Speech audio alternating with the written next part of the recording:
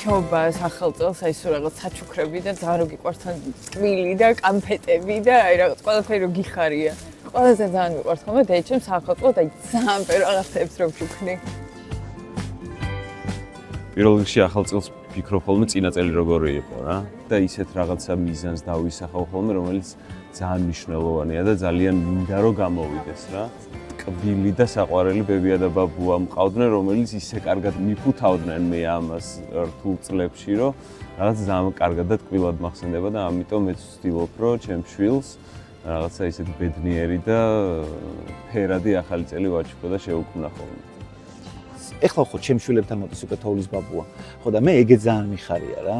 იმიტომ რომ გინდა არ გინდა ეხლა რამდენი წლის ვარ უკვე 53 წლის ვარ, მაგრამ პირველ იანვარს როცა ვიღვიძებ, მაინც ხელი ეთყობა რაღაცა მახსოვრობით, მაინც ცდილობს რომ ბალიშის ქვეშ წააფათუროს იქნებ რამე დახვდება თუ არა, ნახევრად ესე ძილბურანში ასე ვთქვათ. ჩემთვის ახალი წელი ასოცირდება ჯადოსნურ გარემოსთან, სხვათა შორის ხა წითელი რომ ეცვია, წითელ ფერთან ასოცირდება და სიბრჭყვიალესთან. ძალიან მიყვარს, როცა მე ვუკეთებ სხვა საჩუქარს, იმხელა სიამოვნებას ვიღებ ამითი.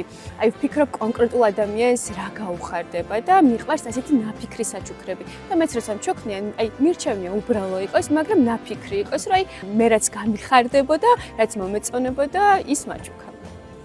საჩუქრებზე ვგიჟდები, ჩუქებაზეც და მიღებაზეც, მაგრამ აი ახალი წლის საჩუქრებს ბოლო დღეს ვყიდულობ, რამე დღე არ ჭირდება საჩუქრის ჩუქება, რაღაც საჭიროება და მნიშვნელობა ჭირდება. ჩემთვის ახალი წელი ასოცირდება ახალ გამოწვევებთან, ძალიან ბევრ კარგ ამბავთან. აი მგონია რომ ახალი წლიდან კიდევ რაღაცა ბევრი საოცრად კარგი ამბავი უნდა მოხდეს ჩემს ცხოვრებაში.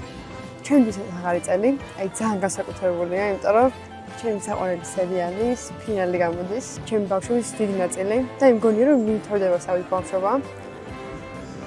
ახალ წელს მიყვარს თოვლი, იმიტომ რომ თოვლის ბაბუ საჩუქარს მიტყვის.